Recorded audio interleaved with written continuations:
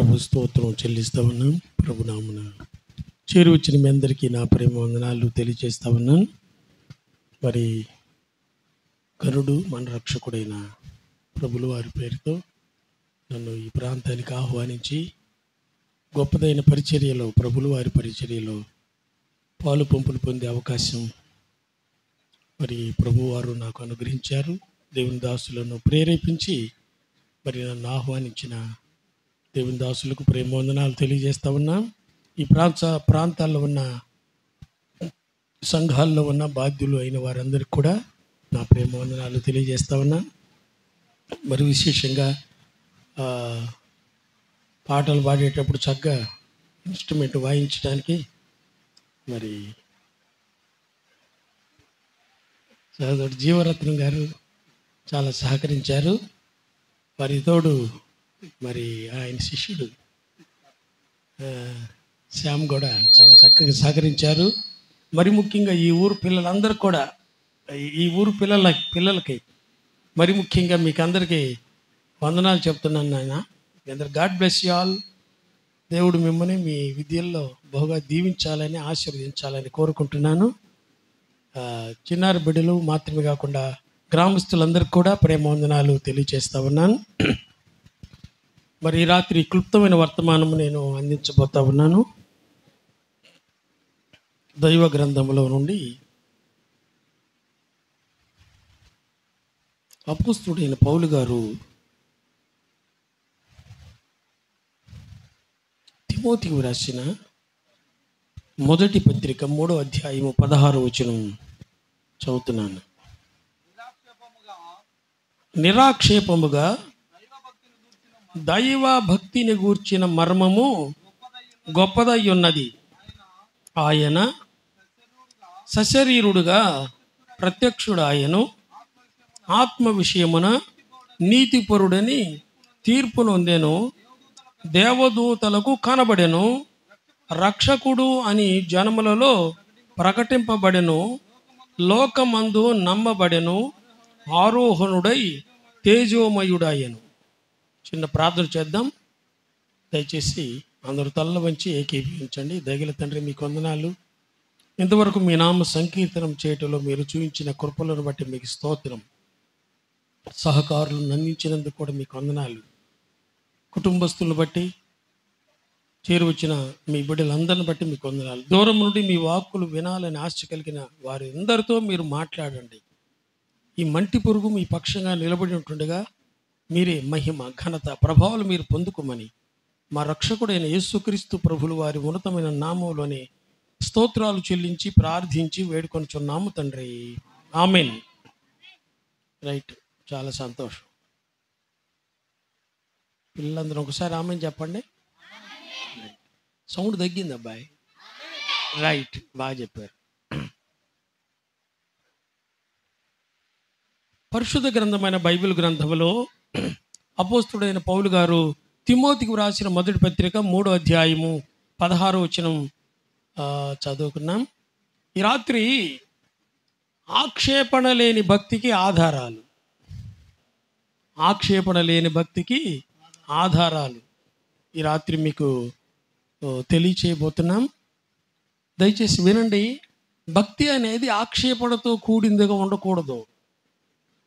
మేము చేసే భక్తికి ఆధారాలు ఏంటో అవి మీ ముందు ఈ రాత్రి పంచబోతున్నాం. ఆక్షేపణ ఏమి ఉండదు. మేము చేసే భక్తికి ఆక్షేపణ లేకుండా ఉండే భక్తికి ఆధారాలతో కూడిన భక్తి. కనుక ఈ గ్రంథంలో వ్రాయబడ్డ మాటలు మీరు సులువుగా తీసుకోకండి, సులువుగా తీసుకోకండి. ఇవన్నీ మాకు తెలుసులే అని అనుకోకండి. చాలామంది మాకు మీరు చెప్పేంత కెపాసిటీ లేదు అని అనుకోకండి. మీరు చెప్పాల్సినంత అవసరం లేదు అని అనుకుంటే కుదరదు. ఎందుకంటే మన గురించి మనకే సరిగ్గా తెలియదు. తెలుసా? ఉదాహరణకి తలలో నల్లగా వెంట్రుకలు ఎందుకు పుడతాయో తెలుసా? ఎవరికన్నా తలలో నల్లగా వెంట్రుకలు ఎందుకు పుడతాయో తెలుసా? తెలియదు. కొంత వయసు వచ్చినాక తెల్లబడతా ఉంటాయి. ఎందుకు తెల్లబడతాయి కూడా కానీ నల్లగా పుట్టినాయి అని తెలుసు, తెల్లబడతాయి అని కూడా తెలుసు. కానీ ఎలాగూ తెల్లబడుతున్నాయి, ఎందుకు నల్లగా పుడుతున్నాయి అనేది తెలియాలంటే అది తెలియదు. ప్రసంగిలో వ్రాయబడింది, దేవుడంట మనుషుల హృదయంలో తన జ్ఞానాన్ని ఉంచాడంట. దేవుని కార్యాలు తెలుసుకోవటానికి నరుని హృదయంలో ఆయన జ్ఞానాన్ని ఉంచాడు. కానీ పరిశీలనగా తెలుసుకున్నట్టుకు ఆ జ్ఞానము చాలదన్నాడు. కనుక దేవుని కార్యాలు పరిశీలనగా తెలుసుకోవాలంటే ఆ జ్ఞానము చాలదు. మనకు ఉంది జ్ఞానం, మనకు జ్ఞానం ఉంది, కానీ దేవుని కార్యాలు పరిశీలనగా తెలుసుకోవటానికి. అందుకే నేను మీకు ముందుగా చెప్పాను, అదేమంటే తలలో నల్లగా వెంట్రుకలు ఎందుకు పుడతాయో తెలియదు, పుడతని అని తెలుసు. ఎందుకు తెల్లబడతాయో తెలియదు, తెల్లబడతాయని కూడా తెలుసు. రాత్రి ఆక్షేపణ లేని భక్తికి ఆధారాలు నేను మీకు తెలియచేయబోతున్నాను. దూరంగా ఉన్నవారు, దగ్గరగా ఉన్నవారు కూడా దయచేసి సమీపానికి చేరి రావాలని ప్రభునామన ప్రేమతో కోరుతున్నాం. ఇక్కడికి రావడానికి వీలు లేని వారు మీరు అటు ఇటు తిరగకుండా ప్రశాంతంగా ఒక్క గంటలోపే, గంట కూడా ఉండదు, ఒక అరగంట 40 నిమిషాల్లోగా నేను ముగించాలనుకుంటున్నాను. దయచేసి అటు ఇటు తిరగకుండా మీరున్న స్థలంలో శ్రద్ధగా దేవుని మాటలు వినాలని మరొకసారి మిమ్మల్ని ప్రేమతో కోరుతా ఉన్నాను. చదువుదాం, చూడండి దేవుని వాక్యాన్ని. 3వ అధ్యాయం 16వ వచనం, తిమోతికి రాసిన మొదటి పత్రిక. నిరాక్షేపముగా దైవ భక్తిని గూర్చిన మర్మము ఆక్షేపణ లేని భక్తికి, ఆక్షేపణ లేని భక్తికి ఆధారాలు. భూలోకంలో భక్తి చాలా ఆక్షేపణగా ఉంటుందా ఉండదా? ప్రార్థనకు వెళ్ళే వారి జీవితంలో సరైన భక్తి లేదనుకోండి, మీ ఊర్లో జనం ఏమంటారు? వెళ్తున్నారులే వాళ్ళు కూడా ప్రార్థనకి, వాళ్ళు పోయినా ఒకటే, మేము బాగపోయినా ఒకటే అంటారు లేరా? ఇంట్లో కొంతమంది పురుషులు అంటారు, వాళ్ళు పోయినా ఒకటే, మేము బాగపోయినా ఒకటేలే. అంటే జీవితం ఎట్లా ఉంది? ఆక్షేపణగా ఉందా, మార్పు కలిగినట్టుగా ఉందా? మార్పు లేని జీవితం. ప్రార్థనకు పోకముందు ఎట్లా ఉన్నారో ప్రార్థనకు పోయేటప్పుడు కూడా అట్లానే ఉన్నారు. కాబట్టి ఇంట్లో వాళ్ళు అన్నారు, నువ్వు పోయినా ఒకటే, పోకపోయినా ఒకటే అన్నట్టుగా అంటారా లేదా? అంటారు. కనుక ఈ రాత్రి మేము చెప్పే భక్తి, మేము చేసే భక్తి ఆక్షేపణ లేదు. ఎందుకంటే ఒకప్పుడు మా జీవితాలు చాలా చెడ్డవి. మీ ముందు నిలబడి ఇలాగ పాటలు పాడి వాక్యం చెబుతున్నా, నా జీవితం మంచిది కాదు, నేను ఊడిపడ్డ భక్తుడు కూడా కానే కాదు. ఆ దేవుని మహాకృపను బట్టి మీకంటే ముందుగా నమ్ముకునే అవకాశం నాకు దొరికింది. ప్రభు నన్ను దర్శించాడు, నా జీవితాన్ని ఆయన మార్చాడు. సినిమా పాటలు, డ్రామా పద్యాలు విపరీతంగా పాడేవాడిని. హరిశ్చంద్ర డ్రామా పద్యాలు మొదటి పద్యం మొదలుకొని కాటిసీన ఆఖరి పద్యం వరకు చూడకుండా నిరాటంకంగా మొత్తం కంఠస్థం చేసి పాడేవాడిని. మా బంధువులందరూ కూడా నన్ను డ్రామా యాక్టర్ అవుతాడని అనుకున్నారు. మా నాన్నగారి కోరిక అదే, డ్రామా యాక్టర్ని చేయాలని. మా బంధువులందరూ కూడా అదే అనుకున్నారు, డ్రామా యాక్టర్ని చేయాలని. కానీ దేవుడు నన్ను 1982లో నన్ను రక్షించాడు. 83 డిసెంబర్ 29 నేను బాప్తిజం తీసుకున్నాను.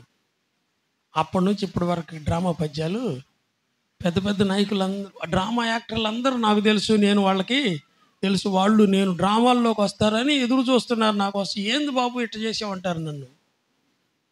ఇప్పుడు నన్ను చూస్తే వాళ్ళు చాలా సంతోషపడతారు. నేను వాళ్ళని అంటాను, మీరు కూడా యేసయ్యని నమ్ముకోవాలా బాబాయ్, అన్నయ్య అని అంటాను నేను. ఇది మార్పు కలిగిన జీవితం. నిజమైన ఆనందముతో కూడిన మాటలు మేము మీకు తెలియజేస్తున్నాము, కానీ మిమ్మల్ని ఏదో మభ్యపెట్టే మాటలు మేము చెప్పడానికి రాలేదు. నిరాక్షేపమైన భక్తికి ఆధారాలు మేము మీకు ఈ రాత్రి తెలియజేస్తా ఉన్నాం. అందులో మొట్టమొదటి మాట ఒకసారి చదువయ్యా. ఓకే, మర్మము గొప్పది. చదువు. ఆయన, ఆయన ఎవరైనా మీరు అన్నది కాదులే. ఆయన ఎవరైనా మీరందరూ యేసయ్య అంటారని నేను అందుకని అడుగుతా ఉన్నా. ఆయన ఒక ఆయన ఉన్నాడు, సశరీరుడుగా ఈ లోకానికి వచ్చాడు. అంటే సత్ అంటే సమానమైన, శరీరధారిగా ఈ లోకానికి, అంటే శరీరధారిగా రాకముందే ఆయన ఉన్నాడా లేడా? ఆయన ఉన్నాడు. కొంచెం యేసు ప్రభులు వారు శరీరధారిగా రాకముందే ఉన్నాడు.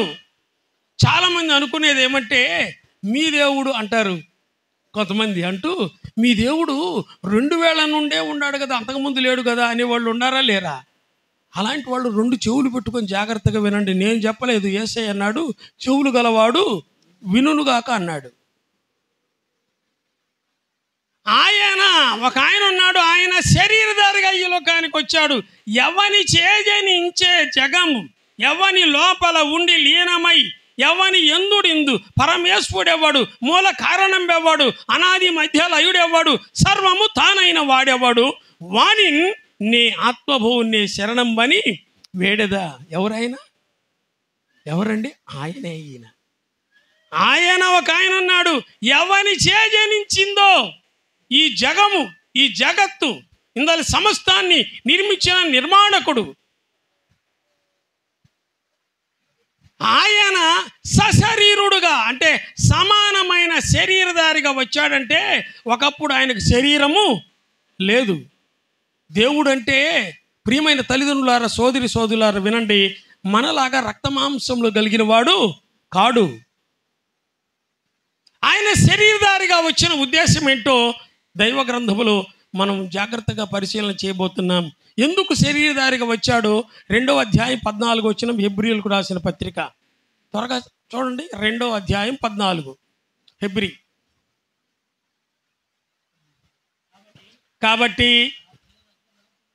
కాబట్టి ఆ పిల్లలు అంటే మనం, ఆ పిల్లలు రక్తమాంసములు గలవారమైనందున ఆ ప్రకారమే మరణము యొక్క బలము గలవాని, అనగా అపవాదిని మరణము ద్వారా నశింపచేయుటకు, జీవితకాలమంతా ఈ మరణ భయము చేత దాస్యమునకు లోనైన వారిని విడిపించుటకు ఆయన కూడా.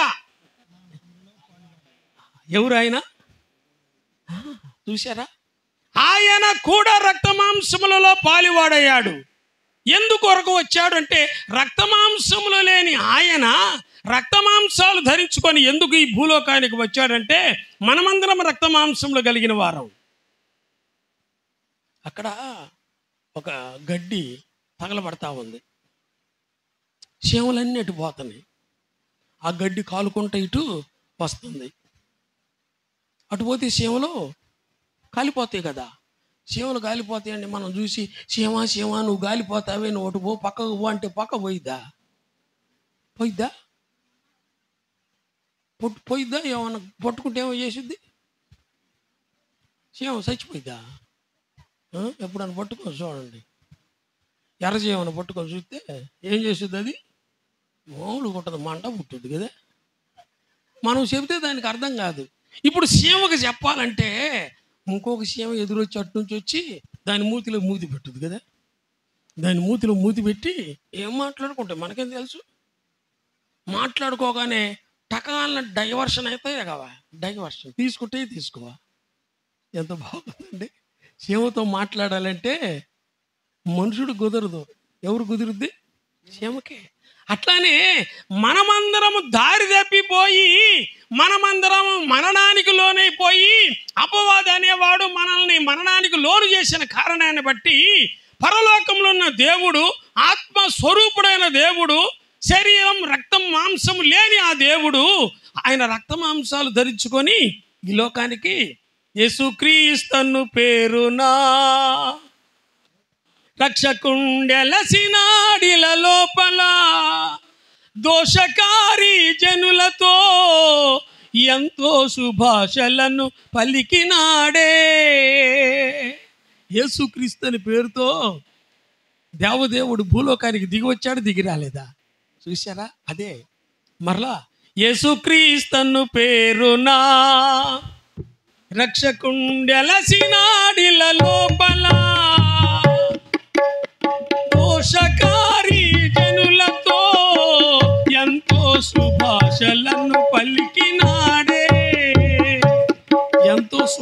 శుభాషలు అంటే మంచి మాటలు. యేసు ప్రభు ఈ లోకానికి వచ్చాడా రాలేదా? ఊరికి ఎట్ట తెలుసాడా నీకు? వీడు ఎంత గట్టిగా చెప్పాడు. ఈ ఊరు పిల్లలు చాలా మంచివాళ్ళు, ఫస్ట్ క్లాస్ వాళ్ళు. వచ్చాడు, ఆ పిల్లోడు చెప్తాడు వచ్చాడు. ఎట తెలుసు అంటే పండగ చేశారుగా అంటాడు సార్ వాడు. అవునా కదా? మా ఊర్లో స్టార్ కట్టారు, స్టార్లు కడతారు ఇక్కడ. ఆ స్టార్ కట్టారు సార్, యేసు ప్రభు వచ్చాడని పుట్టాడని. చింత లేదిక యేసు పుట్టాను, చింత లేదు ఇక యేసు పుట్టాడని పాటలు పాడారు సార్ మా ఊర్లో అని అంటాడు ఆ పిల్లోడు కదా. యేసు ప్రభు పుట్టాడని తెలుసా లేదా? పాటలు పాడటం కాదు, చెప్పటం కాదు, వినండి జాగ్రత్తగా. యేసు ప్రభు ఈ లోకంలో పుట్టాడు అని మీకు తెలుసా లేదా? తెలుసు అంటే ఎట్లా? ఎవరన్నా చెబితే విన్నారనే కాదు, వినండి. యేసు ప్రభు ఈ లోకంలో పుట్టాడు అని మీ ఇంట్లో ఉన్న క్యాలెండర్ ఒకసారి చూడండి. ఏముంది మీ ఇంట్లో ఉన్న క్యాలెండర్కి? క్రీస్తు శకం 2025 జనవరి నెల 16వ తారీఖు. ఎక్కడి నుండి లెక్క? ఎక్కడి నుండి అయ్యా? సశరీరుడుగా ఆయన ఈ లోకానికి వచ్చినప్పటి నుండి లెక్క కాదా? ఆక్షేపణ లేని భక్తికి ఆధారాలు మేము ఈ రాత్రి మీకు చూపిస్తామన్నాం. అందులో నెంబర్ 1 ఏమంటే ఆయన ఈ లోకంలో జన్మించాడు. ఇది మేము చెబితే మీరు నమ్మాల్సిన అవసరం లేదు. మీ ఇంట్లో ఉన్న క్యాలెండర్ నన్ను అడిగి చూడండి. క్యాలెండర్లో వ్రాయబడిందా లేదా? వ్రాయబడింది పిల్లారా. కనుక ఆక్షేపణ లేని భక్తికి ఆధారాల్లో యేసు ప్రభువులు వారు ఈ లోకంలో జన్మించాడు. సెకండ్ 1 చదువు, రెండవది. అదే సశరీరుడుగా ప్రత్యక్షమాయను. వినండి ఇక్కడ, ఆత్మ విషయములో నీతిపరుడు. యేసు ప్రభులు వారు ఎవరు అంటే నీతిపరుడు. ఆయన జీవితంలో, ఆయన జననములో, మరలా ఇలా చెప్పాలనుకున్నాను, ఆయన జన్మించటంలో పాపము లేశమంతా కూడా లేదు. నీ జన్మం, నా జన్మం, మన జన్మం ఎలాంటిదంటే తల్లిదండ్రుల శుక్ల శోడితాలలో మనం జన్మించాం. కానీ యేసయ్య జన్మం పరిశుద్ధ జన్మం. ఎట్లాగంటే కన్యక గర్భవతిగా ఈ లోకంలో ఆయన జన్మించాడు. ఆయన పుట్టక ముందు ప్రవక్తలు చెప్పారు, ఫలానా ఊరిలో పుడతాడని చెప్పారు, కన్యకగా పుడతాడని. ఆయన పుట్టక ముందే కొన్ని వందల ఏళ్ల క్రితం ప్రవక్తలు చెప్పారా చెప్పలేదా? చెప్పారు పిల్లరా. ఆయన పాపములో జన్మించిన వాడు కాడు. కామ క్రోధ లోభ మోహ మదమత్సరములు కలిగి జీవించిన వాడు కూడా కాదు. యేసు ప్రభులు వారి జీవితం పాపముతో కూడిందా? రాయసం రాధాకృష్ణమూర్తి అని ఒక ఆయన ఉన్నాడు, తెలుసా మీకు? రాయసం రాధాకృష్ణమూర్తి తెలీదా? అరే ఆర్ఆర్కే మూర్తి. ఆర్ఆర్కే మూర్తి గారు బైబిల్లో ఏం తప్పులు ఉన్నాయని చదివి చదివి చదివి చదివి యేసు ప్రభులో తప్పులు పట్టాలని బైబిల్ చదివాడు. ఆఖరికి ఏమైంది? ఆయన తప్పే బైబిల్ చూయిస్తే ప్రభువుని నమ్ముకొని చనిపోయేదాకా సేవ చేశాడు. ఎవరైనా? ఆర్ఆర్కే మూర్తి గారు. యేసు ప్రభువులో పాపం ఉందా? ఏమండి, ఒక మాట కొంచెం గట్టిగా చెప్పాలనుకుంటున్నా, ఏమనుకోవాకుండా. అసలు యేసు ప్రభువులో ఏమి పాపం ఉందని ఇప్పటి వరకు మీరు నమ్ముకోలేదు.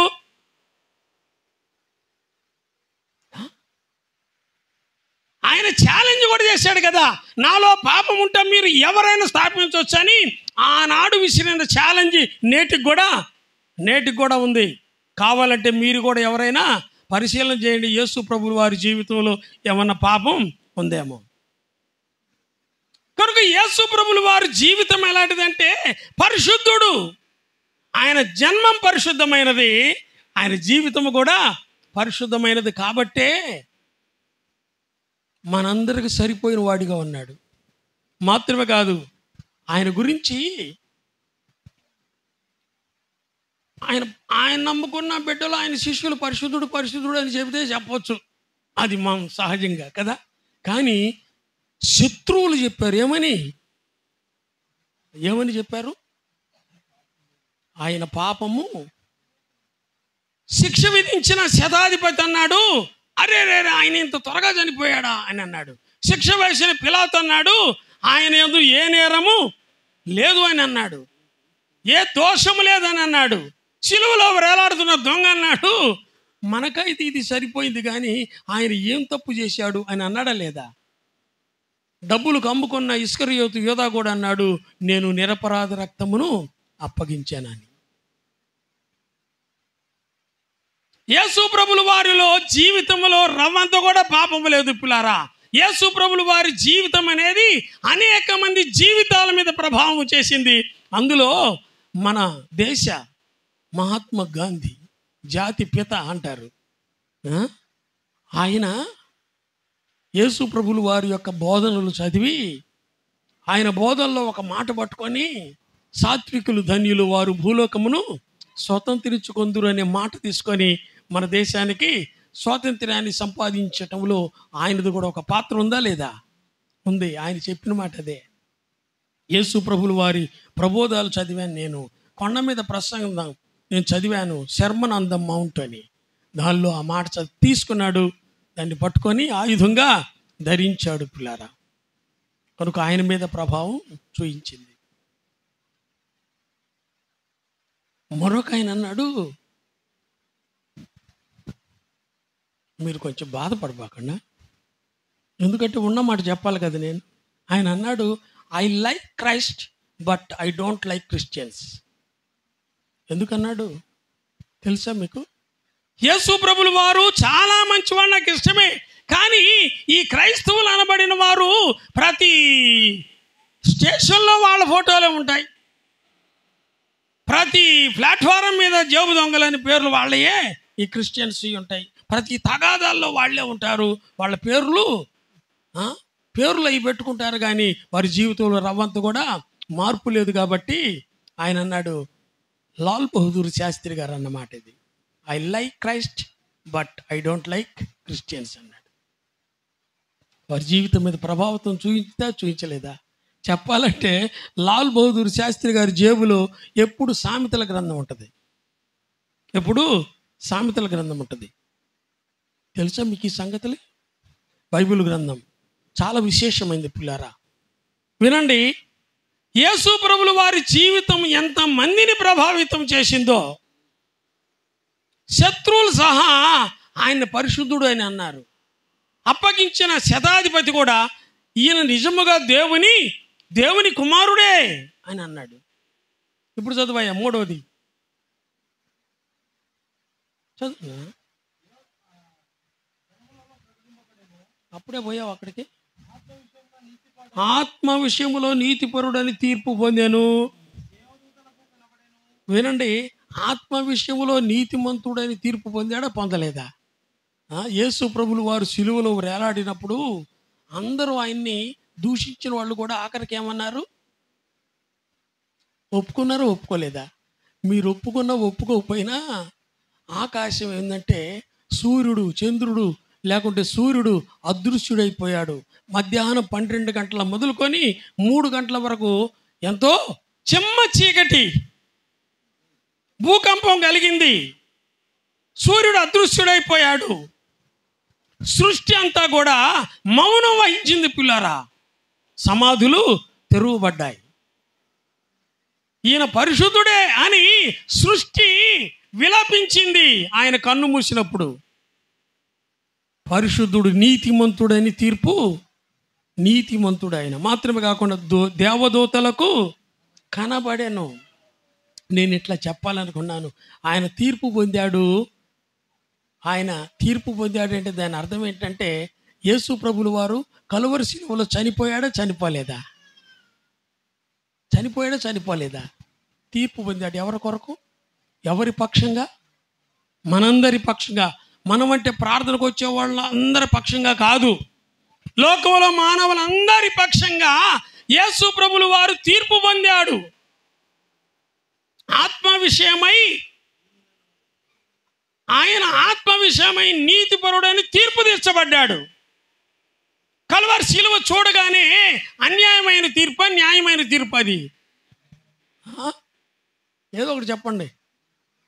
అందరూ అన్నారు వీళ్ళు అన్యాయమైన తీర్పు అన్నారు. అన్యాయం ఎట్టయిద్ది? మనందరి పాపాలు ఆయన మోసుకొని పోతే మరి ఆయనకు శిక్ష వేయాలా వేయొద్దా? వేయాలా వేయొద్దా? మరి అన్యాయం ఎట్టయిద్ది?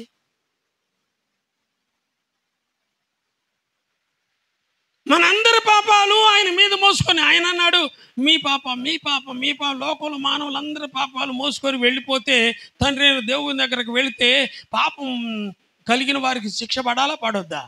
మరి అంతే, తీర్పు తీర్చాడు. న్యాయముగా తీర్పు తీర్చి దేవునికి తన్ను తాను అప్పగించుకున్నాడు.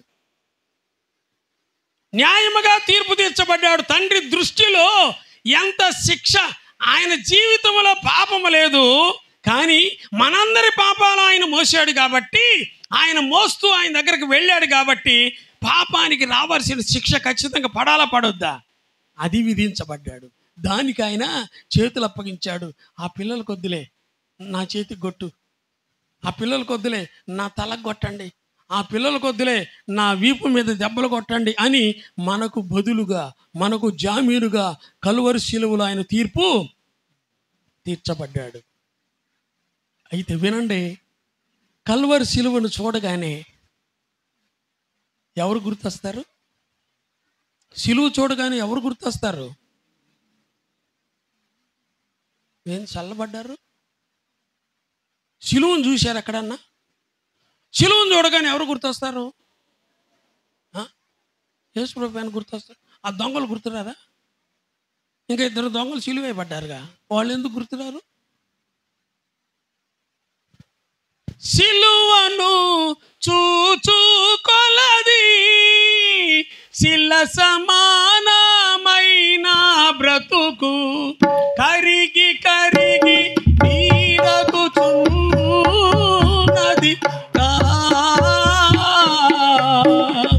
సిలువే నా శరణాయనురా. సిలువను చూడగానే యేసు ప్రభు మాత్రమే గుర్తొస్తాడు. ఇది ఆక్షేపణ, రుజువు. ఆయన జీవితం కానివ్వండి, ఆయన జననం కానివ్వండి, ఆయన మరణం కానివ్వండి, ఇవి రుజువులు పుల్లారా. ఇది మార్చడానికి ఎవరికైనా చేత ఇద్దా? ఎవరికి చేత కాదు. చనిపోయినట్టుగా కలువరి శిలువను ఎక్కడ చూసినా కానీ ప్రభులు వారే గుర్తొస్తాడు. మాత్రమే కాదు, ఇంకోటి చదువునన్నా అక్కడికి, దేవదూతలకు కనబడెను. దేవదూతలు కనపడ్డాడు. మనుషులు కనపడితే అబద్ధాలు చెబుతారని ఎవరు కనపడ్డాడు? ఆయన అన్నాడు నేను 3వ దినాన్ని తిరిగి లేస్తానని చెప్పాడు, చెప్పలేదా? చెప్పాడు. మరణానికి అప్పగించిన వాళ్ళు అన్నారు శిష్యులు ఏమో నమ్మలేదు కానీ ఈయన వేస్తాడని. కానీ శత్రువులు ఏం చేశారు? సార్ అదిగో 3వ రోజు లేస్తానని చెప్పాడు సార్. ఎవరు గుర్తుంది? శత్రువులు గుర్తుంది కానీ శిష్యులు గుర్తులేదు 3వ రోజు లేస్తాడని. చాలా బాధ, ఇది చాలా దుఃఖం వచ్చింది కూడా. 3.5 ఏళ్ళు ఉండారు, తిన్నారు, అద్భుతాలు చేశారు, కానీ ఒక్కళ్ళన్నా ఈయన 3వ రోజు లేస్తాడని నమ్మారా? నమ్మలా.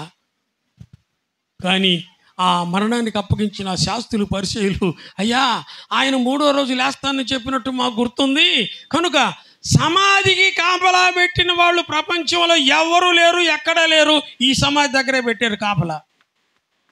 పెట్టారా? పెట్టలేదా? తెల్లవారుదులు డ్యూటీ చేశారా? చేయలేదా? తెల్లవారుదులు డ్యూటీ చేశారు వాళ్ళు. 3వ రోజు లేస్తాడని చెబితే డ్యూటీ చేశారు. బ్రహ్మాండమైన సైనికులను పెట్టారు కాపలా. అటు ఇటు తిరుగుతూనే ఉండారు. ప్రభు ఎప్పుడో లేచాడు. రాయి సర్రని ఇటు నుంచి అటు పొర్లిందా పొరలేదా? ఈ కాపలాదారులు చూసి అబ్బో ఈయన లేచాడు. పరుగున వెళ్ళారు. పరుగున లోపలికి వెళ్ళి ఆ మతాధికారుల దగ్గరకు వెళ్ళి, సార్ ఆయన లేచాడు సార్. అరబాకండి, ఆయన లేచాడని చెప్తే తేడా వచ్చింది. మొదటి నేరం కంటే 2వ నేరం ఎక్కువైంది. మా మీదకి పెద్ద నేరం వచ్చింది. మీరు అరబాకండి సార్, మరి ఏం చేయాలి సార్? లేచాడు సార్ ఆయన, ఖాళీ ఉందో, సమాధి ఖాళీగా ఉందో సార్. అరవబాకండి, ఇదిగో ఈ మూట తీసుకోరా నువ్వు, ఇదిగో ఈ మూట తీసుకో నువ్వు అని ఆ కాపలాదారులకి ఇద్దరికి చెరొక మూట ఇచ్చారు. ఏంటిది? డబ్బు మూట. డబ్బు మూట ఇచ్చి, మేము చెప్పినట్టు మీరు చెప్పండి. ఎవరు చెప్పినట్టు? వీళ్ళు. అసలు ఇప్పుడు ఎంత అన్యాయం జరుగుతుందో మీరు కూడా ఆలోచన చేయొచ్చు. వీళ్ళు అన్నారు, వీళ్ళు ఇదిగో ఇలా మేము చెప్పినట్టు మీరు చెప్పండి. ఏం చెప్తారు సార్ చెప్పండి? మేము నిద్రించుచుండగా, ఎవరంట? ఇదిగో ఇట చెప్పండి రా మీరు. ఎట చెప్పండి సార్? మేము నిద్రించుచుండగా ఎవరో వచ్చి, సరే ఆయన శిష్యులు వచ్చి ఆయనని ఎత్తుకొని పోయి ఈ మాట చెప్పండి పోండ్రా అన్నాడు. అసలు వీళ్ళు ఉన్నందుకు కాపలా కాసే వాళ్ళు వీళ్ళు నిద్రపోతారా? నిద్రపోతే ఏంటి తెలుసా మీకు? నిద్రపోతే శిరచ్ఛేదన. ఈ సైనికులకి ఏం పడాలా? శిక్ష పడాలా. మేము నిద్రించుచుండగా, మళ్ళీ ఒక మాట అడుగుతా చెప్పండి, నిద్రపోయేటప్పుడు ఎవరన్నా వస్తే మీకు తెలుసుదా? శిష్యులు, మేము నిద్రించుచుండగా శిష్యులు వచ్చి అంటే వచ్చేటట్టు, నిద్రపోయేటప్పుడు కూడా ఎవరన్నా వస్తారని తెలుసా వాళ్ళకే? సరే అది కూడా తెలిసింది అనుకో, ఎవరో ఎత్తుకొని పోయేటప్పుడు వీళ్ళు పట్టుకోవాలా పట్టుకోవద్దా? అన్నీ అబద్ధాలే, రుజువులు లేవు. ప్రభులు వారు తిరిగి లేస్తాడని చెప్పింది ఎంత రుజువో, రేపు ఉదయం సూర్యుడు ఉదయిస్తాడన్నది ఎంత రుజువో, యేసు ప్రభులు వారు కూడా 3వ దినాన తిరిగి లేచాడు అనేది కూడా అంతే రుజువు. ఖరాఖండుగా ఈ అబద్ధాలు నేటికి కూడా ప్రపంచంలో నమ్మేవాళ్ళు నేటికి కూడా ఉన్నారు. పులారా, ఆయన లేచాడంటే లేచాడా లేవలేదా? నేను చెప్పాలనుకుంది మీరు చెప్పి అని మేము నమ్మాలా ఏంది అనేవాళ్ళు మీ ఊర్లో ఉంటారా ఉండరా? జాగ్రత్తగా 2 చెవులు పెట్టుకొని వినండి. నేను చెప్పలే, యేసయ్య చెప్పాడు. యేసు ప్రభు తిరిగి లేచాడు. లేచాడా లేవలేదా? ఎట్లా తెలుసు మీకంటే? లేచాడని ఎట్లా తెలుసు? మీకేమైనా కనపడ్డా వచ్చి అని అడిగా ఉంటారు కదా. అలాంటి వాళ్ళు జాగ్రత్తగా వినండి. నేటికి కూడా ఖాళీ సమాధి యేసయ్యేది ఒక్కడిది మాత్రమే. నాకు చాలా బాధేస్తుంది అబ్బా ఈ విషయంలో మాత్రం. ఎందుకంటే ప్రపంచ వింతల్లో ఒక వింతను మన భారతదేశంలో ఉంది. ఏంటది తెలుసా మీకు? ఆగ్రాలో ఉంది. ఏంటది? తాజ్మహల్. ఎంత బాగా చెప్పారు. ఏంటది? సమాధి. తాజ్మహల్ సమాధి నాన్న ఇది.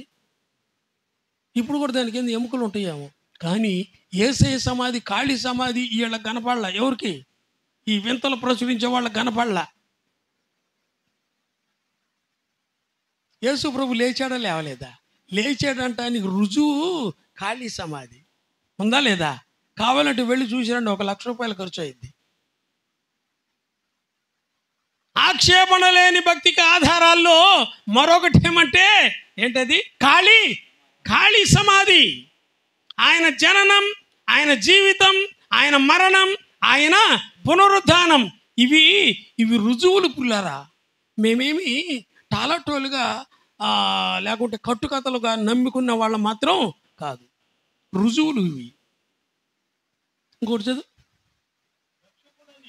రక్షకుడు అని జనాల్లో ప్రకటించారు. యేసు ప్రభు తిరిగి లేస్తే శిష్యులు 12 మంది శిష్యులు ఎటోళ్ళట్టు వెళ్ళిపోయారు. తర్వాత వాళ్ళు ఒకరోజు ఒక స్థలానికి వచ్చారు. 10 మంది యేసయ్య వాళ్ళ మధ్య ప్రత్యక్షమయ్యాడు. తిరిగి లేచిన తర్వాత ప్రత్యక్షమై మీకు శుభం కలుగ్గా కన్నాడు. వాళ్ళలో 10 మంది ఉన్నారు. వాళ్ళల్లో ఒకళ్ళు లేడు. ఎవరు? తోమ. ఎవరు లేరు? తోమ. తెలుసుగా మీకు? తోమని గురించి తెలుసా మీకు? బాగా తెలుసు కదా. బాగా తెలుసుగా. తెలుసు కానీ దాన్ని నమ్మట్లా. రక్షకుడు అని జనాల్లో ఈయనన్నాడు. పేతురు గారు వచ్చి, తోమ యాడికి పోయారో? పోయిన ఆదివారం అయ్యగారిని మా మధ్యకి వచ్చాడురా, మేము చూసాము అని పేతురు గారు మాట్లాడితే ఈ తోమా అని ఉంటాడు, నోరుమొయ్, రూల్స్ మాట్లాడాడు. ఏం రూల్స్? ధర్మశాస్త్రం మాట్లాడాడు. ఏంటో తెలుసా? ఈ భూమి పుట్టింది మొదలుకొని ఇప్పటి వరకు చచ్చిపోయి తిరిగి లేచిన వాళ్ళు ఎవరన్నా ఉండారా? పేతురు అన్న చెప్పు. మీకేదో మతి భ్రమించి ఉంటుందిరా, మీకేదో మరి నీకు చాలా సన్నిహితంగా ఉంటావు కదా ఆయనకి, నీ మతి తప్పిపోయి ఉంటుంది, ఏదో ఆయన వచ్చాడు అన్నట్టుగా అనుకుంటావు, కానీ ఆయన ఎట్ట చచ్చిపోయిన వాళ్ళు ఎట్లా లేస్తారు? లేవరు కదా అని బల్లగుద్ది మాట్లాడితే పేతురు అన్నాడు, నోరు పోయి, చూసింది మేము. తోమా నోరు మూపించుంటాడు. తోమాకు ఇద్దరు గట్టిగా మాట్లాడుకొని, సరే రేపు ఆదివారం రా అన్నాడు. మళ్ళీ ఆదివారం అందరూ వచ్చారు. యేసయ్య కూడా వాళ్ళ మధ్యకి వచ్చాడు. వాళ్ళ మధ్యకి వచ్చి 12 మంది చూస్తూ కూర్చుంటే తోమా కళ్ళల్లో కళ్ళు పెట్టాడు. కళ్ళల్లో కళ్ళు పెడితే ఈయనకు గుండె చెదిరిపోయింది. అయినో ఈయనేందో నా కళ్ళే చూస్తున్నాడు అనుకున్నాడు. నోరు తెరిచి అన్నాడు, తోమా అన్నాడు. తోమా అనగా నీకు చచ్చిపోయింది గొర్రె. రైట్రా ఇట్రా. అప్పుడు ఏమన్నా మీరేమో చూసేమో నమ్మేమో అన్నారు, కానీ నేను ఆర్డినరీ పర్సన్ కాదు. ఏమనుకున్నా, ఆయన గాయాలు ఉన్నాయి చూసారా, ఆ గాయంలో రేలు పెడితేనే నేను నమ్ముతాంటాను, కానీ నేను మామూలుగా నమ్ముతాను అనుకున్నావా ఏంటి అని ఎచ్చులు పోయాడు పేతురు దగ్గర. ఇప్పుడు యేసే తొందరగా ఇట్రా, ఇది ఈ గాయంలో ఏలు పెట్టురా, మన భాషలో ఈ గాయంలో ఏలు పెట్టు. గాయంలో రేలు పెడితే నమ్ముతాను అన్నవాడు ప్రభు ఆయన ముఖంలో ముఖం పెట్టి కళ్ళల్లో కళ్ళు పెట్టి నువ్వు పెట్టరాను కానీ గడగడ గడగడ గడగడ వణుగాడు. రమ్మను కానీ నా ప్రభువా నా దేవా అని అంటా ఉన్నాడు. యేసయ్య అన్నాడు, అవిశ్వాసివి గాక విశ్వాసిగా ఉండరా. నేను లేస్తానని చెప్పాను, నమ్మారు వీళ్ళు నమ్మలా. కానీ నమ్మింది ఎవరు? శత్రువులు నమ్మారు, కానీ వీళ్ళు నమ్మలా. అవిశ్వాసివిగాక విశ్వాసిగా ఉండు అని ఎప్పుడైతే తోమాతో ప్రభు మాట్లాడాడో, ఆ తోమా ఇన్ని వేల కిలోమీటర్లు దాటుకొని ఆ యెరూషలేము మొదలుకొని మన భారతదేశానికి వచ్చాడా రాలేదా? క్రైస్తవ్యం అనేది మొదటి శతాబ్దంలోనే మన భారతదేశానికి వచ్చింది. పిల్లారా, మీకు తెలియదేమో, తెలుసుకోండి చరిత్ర. బ్రిటిష్ వాళ్ళు వచ్చి ఈ క్రైస్తవ మతాన్ని మాకు అంటగట్టారు అని అనబాకండి, చరిత్ర తెలుసుకోండి. మన భారతదేశానికి వచ్చిన తోమ మన భారతదేశంలోని పలు స్థలాలు తిరిగాడు. మరి ముఖ్యంగా మనందరికీ తెలిసిన రాష్ట్రం పక్కనే ఉంది. ఏమిటా రాష్ట్రం? చెన్నై, తమిళనాడు. తమిళనాడులో మద్రాసు పట్టణంలో ఒక బజారుకు ఒక పేరు ఉంది. ఏం బజారు తెలుసు అది మీకు? Saint Thomas mount road. ఉందా లేదా ఇప్పుడు కూడా? పోండి తీసేయండి చూద్దాం, మీకు చేత అయిద్దేమో. సెంట్ థామస్ మౌంట్ ఉందా లేదా? మౌంట్ కూడా ఉంది. ఇప్పుడు కావాలంటే వెళ్ళి చూడండి. చెప్పాలంటే ఆయన సమాధి కూడా మన దేశంలోనే ఉంది. పలుగు పెట్టి ప్రార్థన చేసుకుంటా ఉంటే వెంటబడి ఆయన పొడిసి చంపారు. ప్రాణత్యాగం చేశాడు. రక్షకుడిని జనాల్లో ప్రకటించారా ప్రకటించలేదా? నమ్మారా నమ్మలేదా? నేను చెప్పాలంటే ఇంకొక రుజువు చెప్పాలనుకుంటున్నాను. ఆయన మన భారతదేశానికి వచ్చి మొట్టమొదటిగా వేరే రాష్ట్రం మనకి కేరళలో జరిగిన సంభవాన్ని మీకు గుర్తు చేయబోతున్నాను. ఆయన పూజలు చేసుకునే వాళ్ళ దగ్గరికి వెళ్తే నీళ్లు పైన వేస్తే పైన ఆగిపోతే మేము యేసయ్యని నమ్ముతామని అంటే, ఈ తోమ గారు నీళ్లు పైకేసాడు, ప్రార్థన చేశాడు, పైన నీళ్ళు అట్లానే ఆగిపోయినాయి. వాళ్ళు మొత్తం యేసయ్యని నమ్ముకున్నారు. వాళ్ళు నంబు త్రిపాది అనే కుటుంబం నేటికి కూడా ఉన్నారా లేరా? సజీవులుగా ఉన్నారు. కావాలంటే వెళ్ళి దర్శించండి. ఆషామాషిగా నమ్ముకున్నారా వీళ్ళు? రక్షకుడు ఆయన ఎవరు? యేసయ్య అంటే శిక్షకుడు కాదు, యేసయ్య అంటే రక్షకుడు. పిల్లారా, రక్షించే రక్షకుడు కాబట్టి మేము ఆయన నమ్ముకున్నాం. మేమే కాదు, ఇలాగ నమ్ముకున్న వాళ్ళు లక్షల మంది ప్రపంచంలో నేటికి కూడా ఉన్నారు, సజీవులుగా ఉన్నారు. నీవు రక్షించబడాలంటే యేసయ్య నీ కొరకు చనిపోయింది నువ్వు గుర్తెరగాలి. నువ్వు రక్షించబడాలంటే యేసయ్య నీవు నా కొరకు చనిపోయావని మేము యేసయ్యని ఎలాగూ నమ్ముకున్నామో ఇదే ప్రాసెస్, ఇదే పద్ధతి, ఇదే నియమం మీకు కూడా అందజేస్తున్నాం.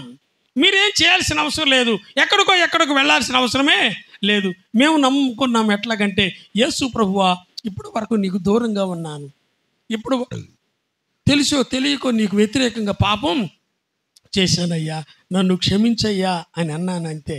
యేసయ్య నన్ను రక్షించాడు. పిల్లారా, అయ్యా అర్థమైందా? కానీ ఖర్చు లేదు, ఎక్కడికో వెళ్ళాల్సిన అవసరం లేదు, కాలికి తిప్పలే లేవు, కాయలు కర్పూరాలు కూడా చందాలు కానీ అవి ఏమీ అవసరమే లేదు. సూక్ష్మలోని మోక్ష ప్రవేశం. జనాలు రక్షకుడని జనాల్లో ప్రకటిస్తూ పడతా ఉంటే యేసయ్య నమ్ముకునే వాళ్ళు ఉన్నారా లేరా? నమ్ముకుంటున్నారు. రక్షకుడని జనములలో ప్రకటించబడెను. నెక్స్ట్, లోపగుములో నమ్ముకుంటున్నారు. ఆంధ్రాలో కాదు, ఎక్కడ నమ్ముకుంటున్నారు? లోకమంతా 12 మంది శిష్యులు ఆయా ప్రాంతాలకు వెళ్ళిపోయారు, ఆయా దేశాల్లో హతసాక్షులు అయిపోయారు. అనేకులు యేసయ్యని నమ్ముకుని ఆత్మరక్షణ పొందారు. పిల్లరా, నెమ్మది, శాంతి, సమాధానం, సంతోషం అనుభవిస్తున్నారు. దానికి సజీవ సాక్షులుగా మేమున్నాం. ఇంకా ఆరోహణుడై యేసయ్య ఆరోహణుడై పరలోకానికి వెళ్ళిపోయాడు. వెళ్ళాడో వెళ్ళలేదా? వెళ్ళాడని మీకు ఎట తెలుసు? యేసయ్య పరలోకానికి వెళ్ళాడని మీకు ఎట తెలుసు? దైవ గ్రంథంలో రాయబడ్డ మాటలు మీకు జ్ఞాపకం చేస్తున్నాను. యేసయ్య అన్నాడు, చనిపోయి తిరిగి లేచిన తర్వాత 40 దినాలు భూలోకంలో ఉన్నాడు. ఆయన అన్నాడు, నేను పరలోకానికి వెళుతున్నాను, వెళ్ళిన తర్వాత పరిశుద్ధాత్మను మీ దగ్గరికి పంపిస్తానన్నాడు. వాటిల్లో వెళ్ళాడు అంటే ఆయనకు రుజువు ఏంటంటే ఆయన అక్కడికి వెళ్ళాడు, పరిశుద్ధాత్మను భూలోకానికి పంపించాడు. మేము మా చింతనంలోనైతే ఆ రిజిస్టర్ ఉత్తరం ఉంటుంది. ఇప్పుడు లేవులే, ఉండయా? ఇప్పుడు మీరు కూడా మెసేజ్లు పెడతారు. ఏం మెసేజ్లు అయ్యి? వాట్సాప్ మెసేజ్లు. వాట్సాప్ వాళ్ళకి చేరిందంటానికి మీకు గుర్తు వచ్చుద్దా రాదా? ఏంటా గుర్తు? ఎన్ని టిక్కులు? మీది వాళ్ళకి అందిందని 1 టిక్కు, వాళ్ళు తీసుకున్నారన్నది 2వ టిక్కు. అంతేనా? 2వ టిక్కు రాకపోతే వాళ్ళు చూడలేదు. అర్థమైందా? అలానే యేసయ్య పరలోకానికి వెళ్ళింది ఖాయమే, అక్కడ నుండి పరిశుద్ధాత్మను భూలోకానికి పంపింది కూడా ఖాయం. ఇలాంటి రుజువులు చాలా ఉన్నాయి, అవన్నీ మీకు చెప్పాల్సిన అన్నీ అవసరం లేదు, ఈ సమయం కాదు కాబట్టి. కనుక మేము చెప్పినవన్నీ ఆక్షేపణ లేని భక్తికి ఆరోహణుడై వెళ్ళాడు, మరలా అతి త్వరలో రాబోతున్నాడు. వస్తాడా రాడా? వస్తానన్న యేసురాజు రాకమానునా, తెస్తానన్న బహుమానం తేకమానునా. వస్తానన్న యేసురాజు రాకమానునా, తెస్తానన్న బహుమానం తేకమానునా. రారాజు వస్తున్నాడు జనులారా, రాజ్యము తెస్తున్నాడు, త్వరపడి వేగమే రారే ప్రియులారా, ప్రభుని చేరగరారే, ప్రభుని చేరగరారే. యేసయ్య పరలోకానికి వెళ్ళాడు, మళ్ళా అతి త్వరలో రాబోతున్నాడు.